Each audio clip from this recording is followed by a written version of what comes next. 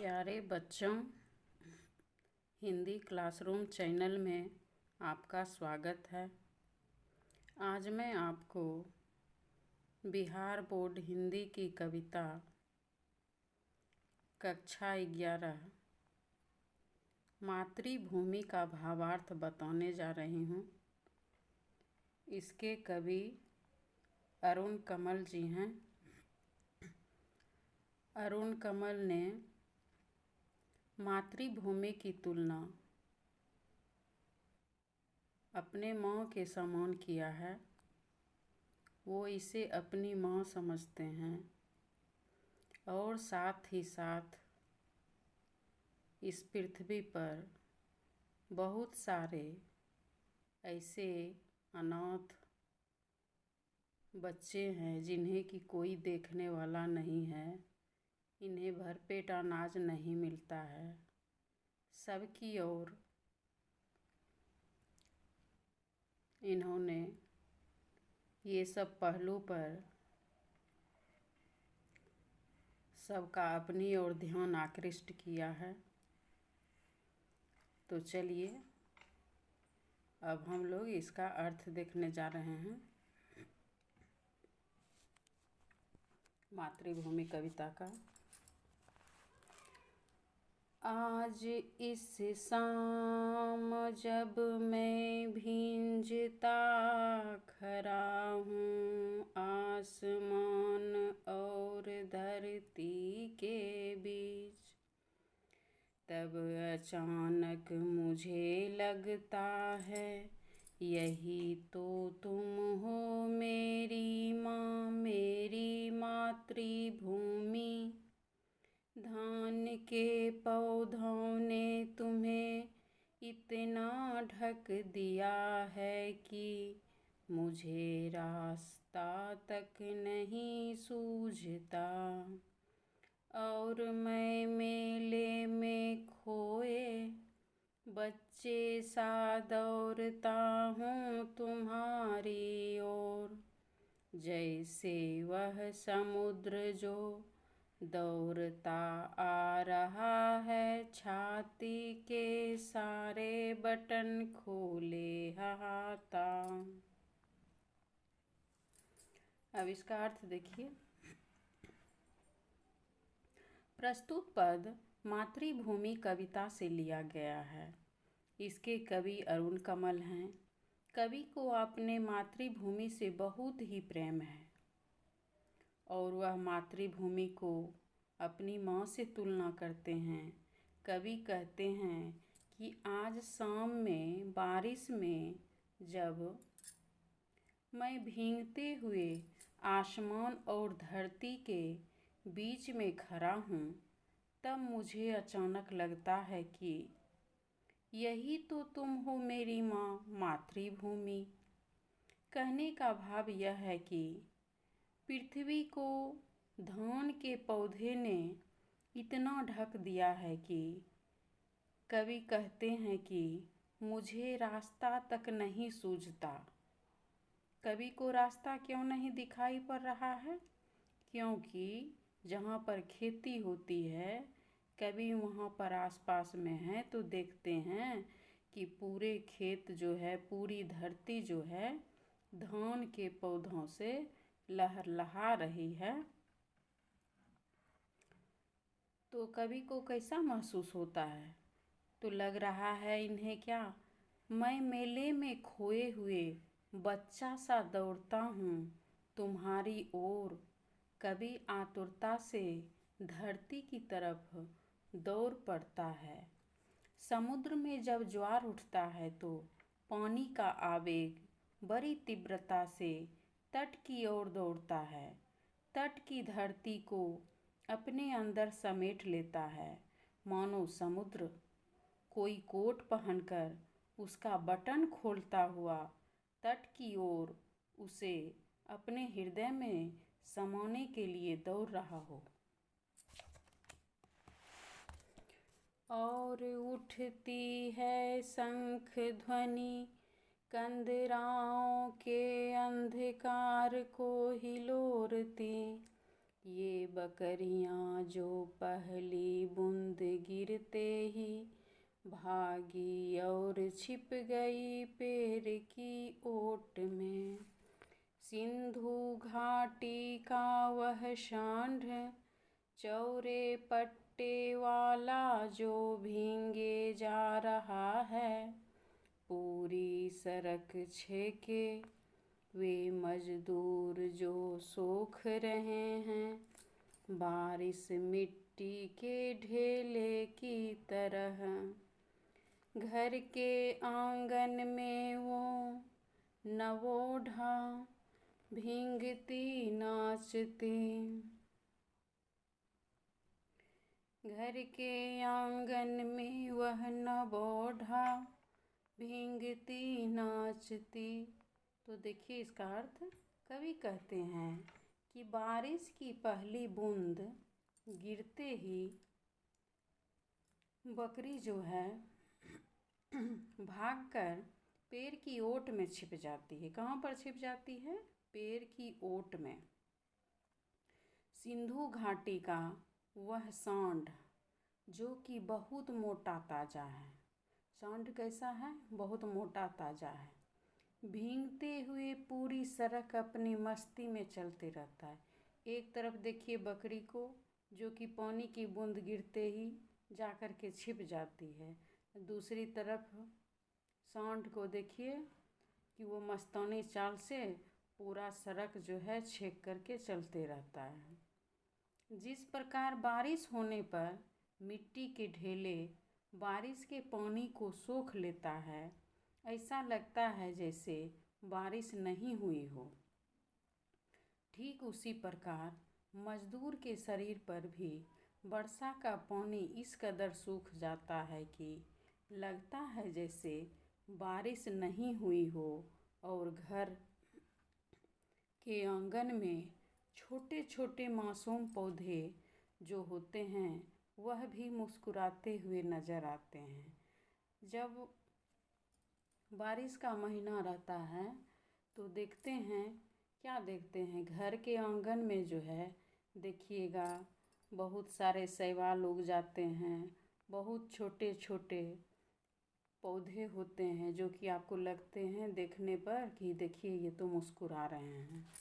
और देखिए उसके बाद क्या है, और काले और काले और काले पंखों के नीचे कौओं के सफ़ेद रोए तक भींगते, और इलायची के छोटे छोटे दाने इतने प्यार से गुत्थम गुत्था, ये सब तुम ही तो हो। कई दिनों से भूखा प्यासा तुम्हें ही तो ढूंढ रहा था चारों तरफ। आज जब भीख में मुट्ठी भर अनाज भी दुर्लभ है, तब चारों तरफ क्यों इतनी भाप फैल रही है गर्म रोटी की। कवि के कहने का भाव है कि बारिश जब होती है तो कौवा क्या होता है, कौवा ऊपर से तो काला दिखता है, और कौवे के काले पंखों के नीचे क्या होता है, सफ़ेद सफ़ेद रोए होते हैं, जो कि क्या होता है बारिश होने पर वह भी भीग जाती है। और इलायची के जो छोटे छोटे दाने होते हैं, इलायची ऊपर से तो हरी होती है, छोटी होती है, और उसको जब देखिएगा उसके नीचे के भाग को तो बहुत सारे उसमें क्या होते हैं, छोटे छोटे दाने होते हैं। तो कवि कहते हैं कि यह सब तो धरती माता तुम ही हो, यानी कि तुमने पृथ्वी पर इतने सुंदर सुंदर सुंदर सुंदर चीज़ बनाए हैं, इतने सुंदर सुंदर धरती माता तुम चीज़ बनाई हो कि बहुत ही वो देखने में अच्छा लगता है, और बहुत ही ये आश्चर्यजनक भी रहता है। कई दिनों से भूखा प्यासा कवि जब माँ मातृभूमि को ढूंढ रहे थे, जब उन्हें भीख में मुट्ठी भर अनाज भी दुर्लभ है।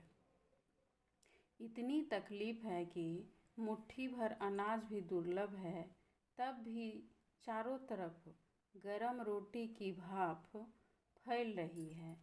लगता है कि मेरी माँ आ रही है, एक प्लेट में रोटी लेकर मेरी तरफ आ रही है। कभी देखिए, कभी जो है भूखे हैं, उन्हें कुछ अनाज नहीं मिल रहा है, फिर भी उनको क्या लग रहा है? लग रहा है क्या कि मेरी माँ जो है ना, एक प्लेट में रोटी ले करके मेरी तरफ हमको देने के लिए आ रही है। तो अब आगे देखिए। लगता है मेरी माँ आ रही है, नक्काशीदार रुमाल से ढकी तस्तरी में, खुबानियाँ अखरोट मखाने और काजू भरे। लगता है मेरी माँ आ रही है, हाथ में गर्म दूध का गिलास लिए। ये सारे बच्चे तुम्हारी रसोई की चौखट पर कब से खड़े हैं माँ। धरती का रंग हरा होता है, फिर सुनहला फिर धूसर। छप्परों से इतना धुआं उठता है और गिर जाता है, पर वहीं के वहीं हैं घर से निकाले ये बच्चे, तुम्हारी देहरी पर सिर टेक सो रहे माँ। कवि कहते हैं कि लगता है कि मेरी माँ जो है ना, अखरोट मखाना, मेरी माँ जो है अखरोट मखाना काजू भर के गर्म दूध का गिलास लेकर के मेरी तरफ आ रही है। और धरती पर कुछ ऐसे बच्चे हैं जो कि रसोई की चौखट पर बहुत देर से खड़े रहते हैं। कहीं देख ये बच्चे काला हांडी के, ये आंध्र के किसानों के बच्चे, ये पलामू के पट्टन नरौदा पटिया के, ये यतीम ये अनाथ ये बंधुआ, इनके माथे पर हाथ फेर दो माँ, इनके भींगे केस संवार दो अपने श्यामल हाथों से। तुम किसकी माँ हो मेरी मातृभूमि, मेरे थके माथे पर हाथ फेरती तुम ही तो हो, मुझे प्यार से तकती। और मैं भींज रहा हूँ, नाच रही धरती, नाचता आसमान, मेरी कील पर नाचता नाचता, मैं खड़ा रहा भींजता बीचों बीच। कवि को देखिए, कुछ ऐसे अनाथ बच्चे हैं जो कि जिसे कि भोजन बढ़िया से नहीं मिल पाता है। कहीं कहीं पर वो देखता है कि छप्पर के बीच से जो है धुआं निकल रहा है, तो वो बाहर में आशा लगाए रहता है कि हमें खाना कुछ मिल जाए, मगर ऐसा नहीं होता है। तो कवि के कहने का भाव है कि ये जो अनाथ हैं बच्चे, बेसहारा बच्चे जो कि बंधुआ मजदूर कुछ बने हुए हैं, ये कहाँ के हैं? ये काला हांडी के हैं। काला हांडी स्थान होता है जो कि कवि कह रहे हैं कि ये कहाँ के हैं? काला हांडी के हैं, आंध्र प्रदेश के किसानों के ये बच्चे हैं, कुछ पलामू के हैं। यह अनाथ और बंधुआ मजदूर हैं, उनके माथे पर हे मातृभूमि तुम अपना हाथ फेर दो।